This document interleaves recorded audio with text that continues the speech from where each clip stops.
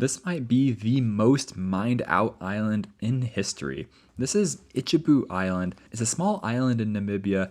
Let's just zoom in a second to take a look at this place. On the north side, we see a few buildings separated by a wall to the rest of the island, which looks pretty barren. At one point in the 1840s and 50s, there were over 400 boats that visited this island and thousands of workers living in absolutely terrible conditions, mining out the guano on this island. In this video, we're going to look at old newspaper articles like this one from 1844 and this one from 1932 to explore the history of Ichaboe Island and see what kind of mysteries we can find out about this place. So this is a research article from the University of Pretoria that I wanted to show you guys. It showed names for some of the locations on Ichaboe Island. One of the interesting ones I saw was Mount Stromboli on the middle of the island. There's Dead Man's Cove on the left. Up here in the top we have Bamboo Bay and then Jackass Beach on the right side. Then we have all the buildings with an observation hut that overlooks Mount Stromboli almost perfectly. Before we jump into the history, let's zoom out a little bit and see where we even are.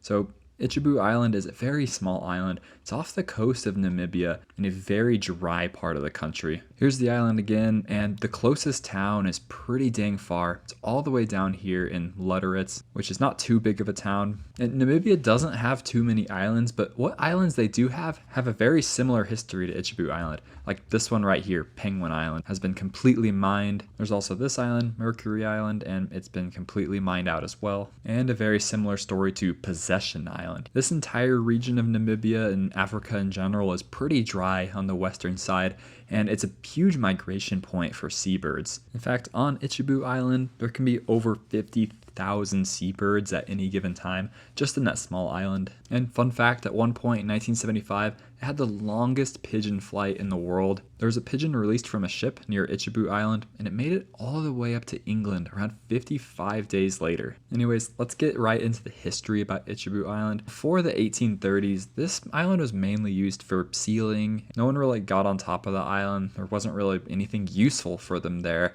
It was also a very barren area. There wasn't much point of people staying around this place. That was until 1828. In 1828, Captain Benjamin Morrill actually visited Ichaboe Island and noticed something that no one else had noticed before about it. Benjamin Morrill kept a journal entry, and this one from October 6th, 1828 said, "They steered from what's known as Penguin Island, which we looked at earlier, and they arrived at Ichaboe Island on Monday, the 6th of October. They describe the size of the island, about 1 mile in circumference and not more than 1.5 miles from the shore. He talks about whaling and fishing here, and he also talks about eggs on the island. Said there's eggs here in great quantities, but the island is literally covered in jackass penguins and gannets, which convene here for the purpose of laying and incubation." On the next page, he made an interesting discovery that would completely change the history of this island. The surface of this island is covered with bird's manure to the depth of 25 feet. And that was basically all he said about it. Then he continued on his journey through the southwestern African coast. This is one of the earliest newspaper articles I could find. It's from London in July 26, 1844. It's basically sailing directions for the Guano Islands of Ichaboe. Now, what even is guano? If you've watched this channel long enough, you've probably heard me talk about it in relation to a lot of the US minor outlying islands like Jarvis Island and Baker Island. People from the Inca Empire had been using guano for hundreds of years prior to the European discovery of it. But in the 1800s, there was a huge boom as Europeans realized they could mine this guano from islands and mountaintops and bring it to fertilize their own crops. Guano is basically a collection of bird poop that builds up over time. Like on Ichaboe Island, it's over 25 feet thick, and this was basically like white gold as they described it. In this newspaper article from the New England Farmer in 1844, they warned that in 12 months the stock of guano on Ichaboe Island could be exhausted, but there are other islands in the area that are equally valuable. They also said the supply of African guano in Liverpool is very liberal, meaning they had a lot of supply of it. And the United Kingdom, and specifically London, were the first people to really go down to these islands off the coast of modern-day Namibia and completely destroy them. Here's one of the best articles I could find. It's from September 28th, 1944, in the Illustrated London News. And the mining on this island started very rapidly once people realized just how much guano was there. There really wasn't any consideration for the people living around Ichaboe Island at the time, or even the bird life or animal life on Ichaboe Island.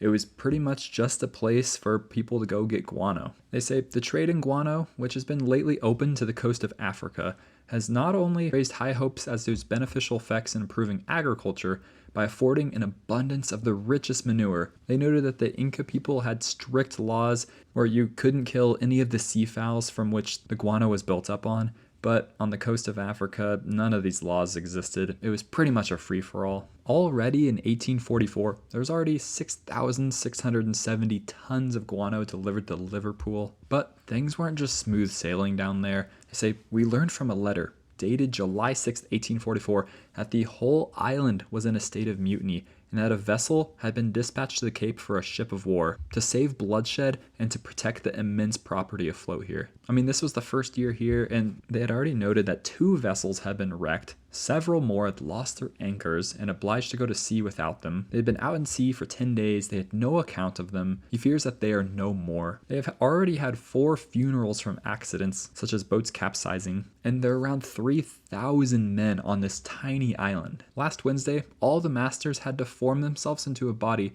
to take off the island as 2 men drawn their knives and threatened to stab the first captain. Could you imagine over 3,000 men and hundreds of ships just on this small island alone? It's only about a mile in depth, and there was no laws dictating what was going on. There were ships capsizing all the time because of these waves, and there was really no regulations. It was just a free-for-all. I saw this other source that said there was a ship called the Anne. It was a new bark from Sunderland, and its first voyage was to go to Ichaboe Island. It loaded itself with guano. It made it almost all the way back to England when in 1845 it sunk and caught on fire. Here's an artist's depiction of what was going on Ichaboe Island in 1844. You can see how they show many ships around there, very primitive docks, and then a whole bunch of birds, and what seems to be a mountain of guano over here, which is totally unlike what it looks today. They describe the working conditions as very poor. The guano is removed by scraping. It's a low technology and labor-intensive process using very rudimentary hand tools, and worst of all, it's wielded by an often desperate labor force, people who had nowhere else to go and really needed the money. The living conditions were grim. They lacked any water supplies or any form of shelter. Sure, there wasn't much shade there either, as there's no trees. And because it was a temporary site, there was little effort to actually make any huts. And obviously guano is made out of bird poop, so it's unhealthy and unpleasant to handle as well. And during this time, the Great Guano War was in full effect.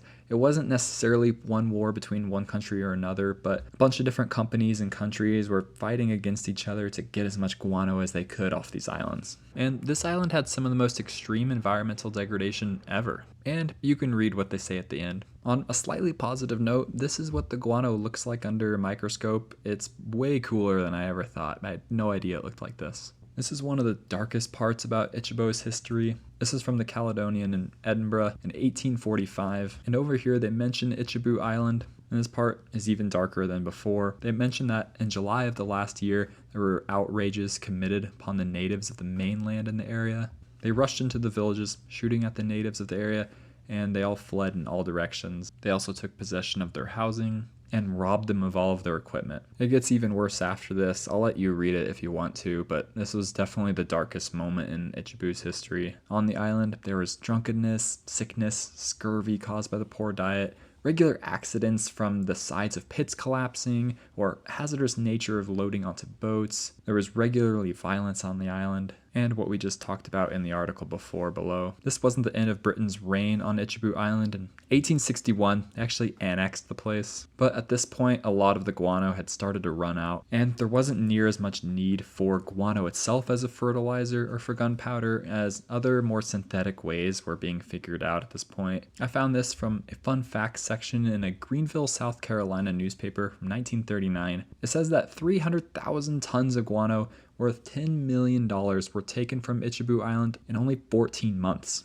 As if the 1840s weren't dark and weird enough, there are actually even more weird things that happen on this island.